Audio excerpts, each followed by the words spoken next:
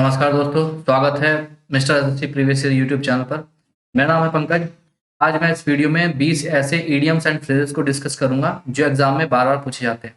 Video को शुरू करने से पहले 2 बातें आपको बोलना चाहता हूं कि इस वीडियो में प्रत्येक क्वेश्चन के साथ एक पिक्चर भी लगी है ताकि आप अच्छे से रिलेट और लर्न कर पाएँ, तो पिक्चर भी थोड़ा ध्यान दीजिए। वीडियो अगर अच्छी लगती है तो यार लाइक ज़रूर कर देना और इस चैनल को सब्सक्राइब कर लो ताकि आने वाली वीडियो आपको मिलती रहे।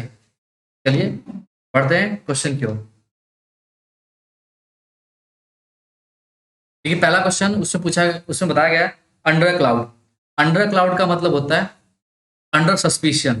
सस्पिशन का मतलब यहाँ पर होगा संदेह से, शक से। तो जो सस्पिशन वर्ड होगा इसका मतलब होगा संदेह या शक होना, संदेह होना, शक होना।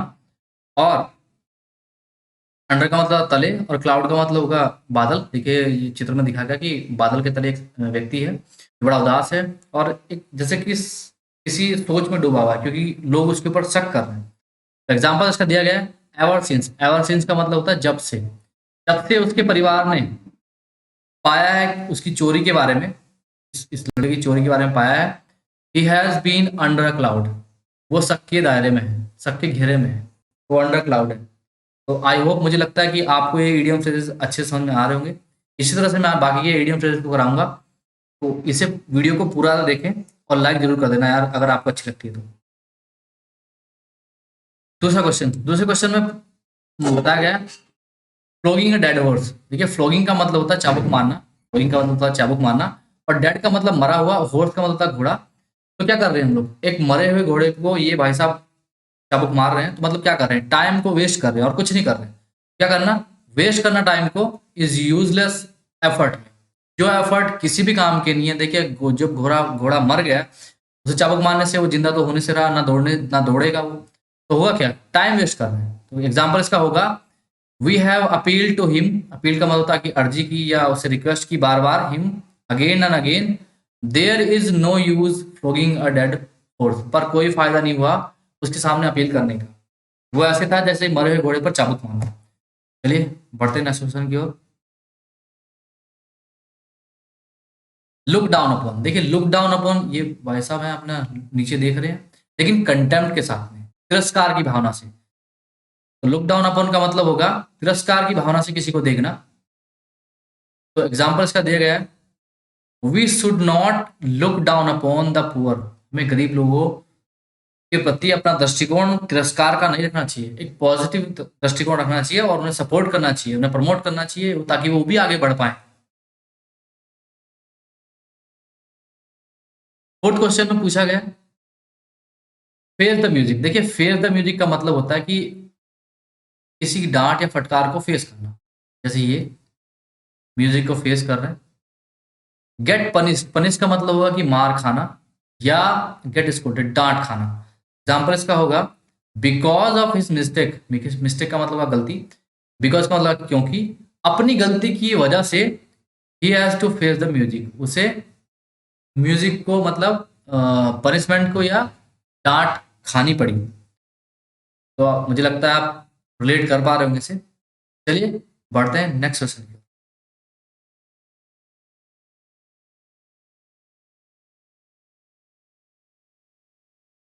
Token strike. देखिए टोकन स्ट्राइक का मतलब होता है, टोकन का मतलब क्या होता है, टोकन का मतलब एक इम्प्रिंट होता है, एक प्रिंट होता है, टोकन होता है जिससे कुछ पहचान होती है।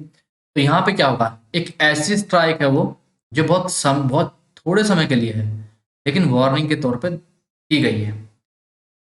वार्निंग का मतलब होता है चेतावनी, और हेल्ड का मतलब होना, और स्ट्राइक का मतलब हड़ताल। देखिए जैसा पिक्चर आप देख पा रहे होंगे, ये हड़ताल कर रहे हैं लोग, नारेबाजी कर रहे हैं, पोस्टर ले रखे हैं, प्लेकार्ड ले रखे हैं उन्होंने हाथ में। और एग्जाम्पल्स क्या देखा है, the working of the factory. जो फैक्ट्री की वर्किंग था, काम था, कामकाज जो था वो डिस्टर्बटेड हो गया, वो बाधित हो गया। ऑन अकाउंट का मतलब होगा के कारण, ऑफ अ टोकन स्ट्राइक, जो टोकन स्ट्राइक की गई है वर्कर्स के द्वारा। चलिए बढ़ते हैं नेक्स्ट इडियम की ओर। Pale foul off. Pale foul off का मतलब होगा गेट इनटू ट्रबल विद। किसी के साथ में मुसीबत खड़ी कर देना या उसके साथ में संबंध अच्छे ना होना या अनबन हो जाना।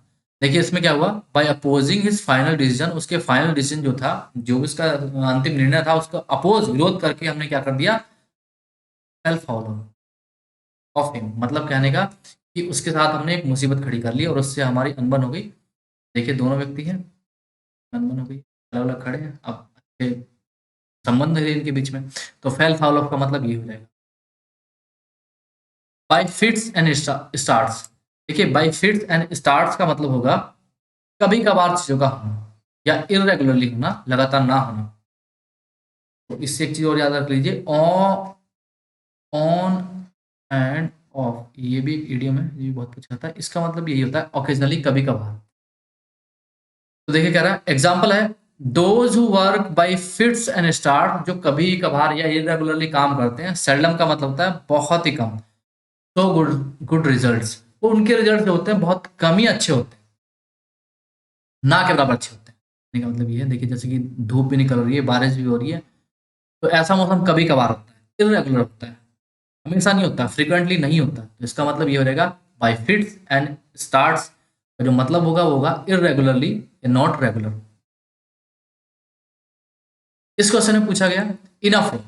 देखिए इनफ रोप का मतलब होता है कि किसी को छूट दे देना।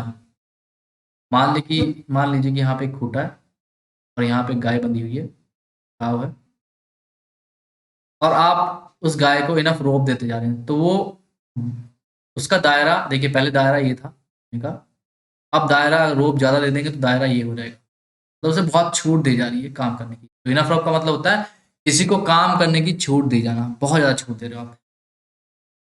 तो इनफ फ्रीडम फॉर एक्शन, काम करने के लिए इनफ फ्रीडम दे दी आपने, छूट दे दी एक्शन करने के लिए। और इसका एग्जाम्पल होगा, the new manager thought that he would give employees enough rope for the first 6 months, after which he would check the work done himself। देखिए जो नया मैनेजर है उसने सोचा कि मैं 6 महीने तक एम्प्लॉयज को फ्रीडम दे देता हूँ, वो अपनी मर्जी के अनुसार आप काम करेंगे, और बाद में जो उन्होंने काम किया उसको मैं खुद चेक करूंगा। ये हो गया। तो इनफ रोप का मतलब हो जाएगा यहाँ पर इनफ फ्रीडम फॉर एक्शन, जैसे कि रस्सी से दिखाया गया, जितनी ज़्यादा आप छूट दोगे उतनी रस्सी बढ़ती जाएगी, तो इनफ हो जाएगी रोप। तो बढ़ते हैं नेक्स्ट फ्रीडम की ओर। ऑल एट सी, देखिए ऑल एट सी का मतलब क्या होगा। पहली बात तो इस पिक्चर को देखिए आप ध्यान ध्यान से, एक रेत है, रेत ये लीबिया में कहीं फंस गए हैं, रेत में फंस गया, और एक कोई मकान है, मकान के ऊपर ये बोट रखी है।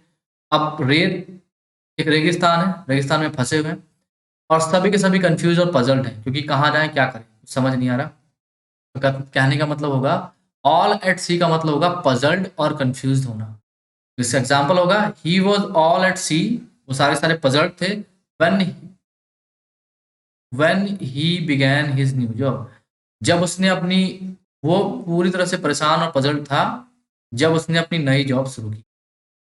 ये पढ़ते हैं नेक्स्ट मीडियम की ओर। स्वीपिंग स्टेटमेंट, स्वीपिंग स्टेटमेंट का मतलब होगा, देखिए स्वीपिंग मतलब होता है एक तरह से सफाई करना, और स्वीपिंग स्टेटमेंट का मतलब होगा जनरलाइज्ड स्टेटमेंट, मतलब का कॉमन स्टेटमेंट, बहुत कॉमन स्टेटमेंट। तो कॉमन का मतलब सामान्य होगा, जनरलाइज का मतलब भी सामान्य होगा, स्टेटमेंट का मतलब होता है कथन। ये बातें भी आपको जानते रहना है ताकि आपकी वोकैब भी स्ट्रॉन्ग होती रहे। द स्वीपिंग स्टेटमेंट, जो कॉमन स्टेटमेंट था बाय द बॉस, बॉस के द्वारा, लेफ्ट द कंसेंसियस, देखिए कंसेंसियस का मतलब होता है ऐसे व्यक्ति जिन्हें सही और गलत क्या है दोनों में फर्क है, कि क्या राइट है और क्या रॉन्ग है, दोनों में फ़र्क है, और वो राइट एंड रॉन्ग को देखकर ही कोई एक्शन करते हैं, उन्हें बोलते हैं कंसाइंशियस पर्सन या वर्कर्स। वो डिसगस्टेड हो गए, बहुत ही ज़्यादा अ, दुःख दुःख नहीं होगा लेकिन गुस्से से भर गए और घृणा से भर गए जब जनरल स्टेटमेंट उनके बॉस ने दिया, तो वो इस स्थिति में आ गए, जैसा कि इस पिक्चर में लिखा गया है, अवॉइड स्वीपिंग स्टेटमेंट्स। आप रिलेट कर पा रहे होंगे। चलिए बढ़ते हैं नेक्स्ट इडियम की ओर।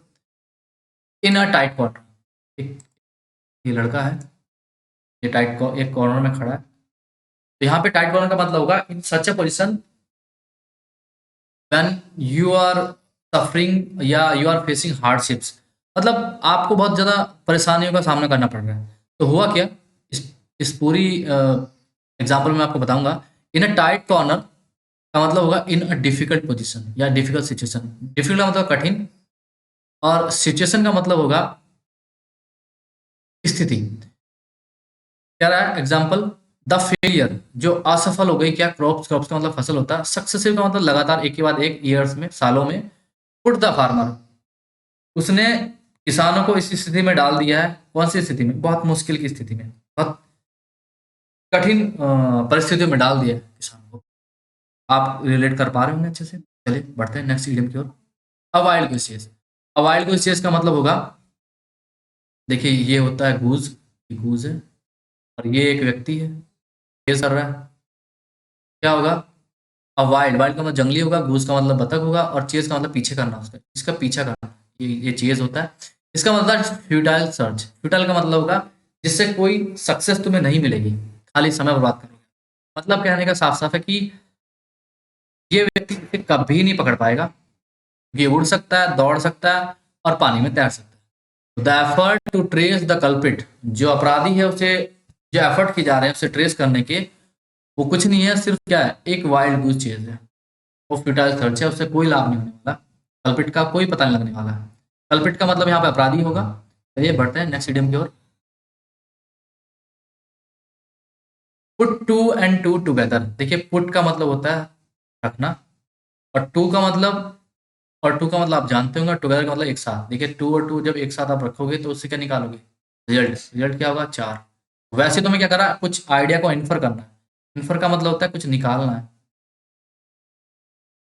कुछ जानकारी इकट्ठा करनी है, कुछ फैक्ट आपके पास में, उसमें से आपको कुछ जानकारी निकालनी है, तो उसे बोलते हैं इन्फर, उस वर्ड का मतलब होता है, वर्ड का मतलब होता है इन्फर का। ठीक है, कह रहा है तो आपको रीजन लगाकर और लॉजिकली सोचना है। I didn't tell her George had left, मैंने उसे नहीं बताया कि जॉर्ज जा चुका था, बट उसने ध्यान दिया कि उसकी कार भी जा चुकी थी, तो मतलब क्या हुआ, मतलब वो पता लग गया कि जॉर्ज जा चुका है। तो इसका to, put two and two together, देखिए सेंटेंस में यूज कर दिया, उसका मतलब होगा किसी आइडिया को इन्फर करना, कुछ फैक्ट्स जब आपको दिए हों या आप उसे देख पा रहे हैं जो अपरेंट हो। चलते पढ़ते हैं नेक्स्ट वीडियो की ओर। ऑन द कफ, देखिए ऑन द कफ का मतलब होगा ऑन क्रेडिट, उधार लेना, और ऑन द कफ, देखिए कफ जो वर्ड होता है, कफ का मतलब ये होता है, और एक कफ होता है COUGH वाला, उसका मतलब होता है बलगम। जब आपको जुकाम या खांसी होती है तब आप उस समस्या से जूझते होंगे, आप समझ रहे होंगे मेरी बात को। एग्जाम्पल कह रहा है राम कुड नॉट पे द बिल, राम अपना बिल नहीं पे कर सका, नहीं दे सका, नहीं चुका सका, तो ही आस्क्ड, उसने ऑनर मालिक से पूछा कि आप उसे उधार खाते में लिख दें, उधार कर लें। चलिए बढ़ते हैं नेक्स्ट इडियम की ओर। देखिए आउट एंड आउट का मतलब होगा टोटली, इसका मतलब होगा totally, out and out totally. Example है हिज स्टेटमेंट, उसका जो कथन था वो पूरी तरह से, आउट एंड आउट क्या था, लाई था। ये ये ये कुछ इसे जिक्सा पजल बोलते हैं। देखिए कुछ इसमें कुछ खांचे बने हुए हैं और उसमें से आपको फिट करना है, तो आप इस पिक्चर से रिलेट कर पाएंगे कि टोटल का मतलब क्या होता है। अब ये टोटल नहीं है, लेकिन जैसे से आप इसे पुट कर देंगे ये क्या होगा, टोटल। ये टोटल का मतलब क्या हो गया, out and out. Out and out क्या था, वो टोटली लाई, एक झूठ था उसका स्टेटमेंट का था। चलिए बढ़ते हैं नेक्स्ट इडियम की ओर। अ वाइट एलिफेंट, देखिए अ वाइट एलिफेंट का मतलब होता है कॉस्टली एंड ट्रबलसम पोजेशन, ऐसा कोई सामान या ऐसी कोई चीज खरीदना जो आपको मुसीबत दे और साथ में आपको बहुत पैसा खर्च करना पड़े उसके लिए, उसे अफोर्ड करने में आपको बहुत पैसा लगाना पड़ता है। कह रहा है एग्जाम्पल इसमें, the luxury car that they both, जो लग्जरी कार उन्होंने खरीदी थी, टर्न आउट टू बी, वो क्या हुई, एक वाइट एलिफेंट साबित हुई उनके लिए, बहुत पैसा जब खरीदी तब लगा और उसके बाद उसके मेंटेनेंस में बहुत खर्च लगा। आप समझ पा रहे होंगे इसे, उसे बोलते हैं अ वाइट एलिफेंट। देखिए पिक्चर भी है, पिक्चर से आप रिलेट कर सकते हो, white elephant. Fair and square, देखिए फेयर एंड स्क्वायर का मतलब होता है ऑनेस्ट, किसी डील में ऑनेस्ट होना। तो फेयर के दो मतलब होते हैं, एक मतलब गोरा होता है, दूसरा मतलब फेयर का मतलब ऑनेस्ट होना, और स्क्वायर का मतलब होता है ये क्यूब है, स्क्वायर ऐसे होता है, ये एक स्क्वायर है जिसकी आप जानते हो कि मैथ्स का पार्ट हो जाएगा फिर, इसकी सारी साइड बराबर होती है। ये हो गया ऑनेस्ट, अपने किसी डील में ऑनेस्ट होना। कह रहा है एग्जाम्पल में, if you are fair and square, अगर आप फेयर एंड स्क्वायर मतलब ऑनेस्ट हैं अपने काम को लेकर, तो यू विल डेफिनेटली प्रॉस्पर, तुम बहुत आगे जाओगे और बहुत उन्नति करोगे लाइफ में। चलिए बढ़ते हैं नेक्स्ट इडियम की ओर। ये इडियम है no love lost between. No love lost between का मतलब होगा डिसलाइक करना ईच अदर, एक दूसरे को बहुत ज़्यादा, या नॉट ऑन गुड टर्म्स, अच्छे संबंध में ना होना।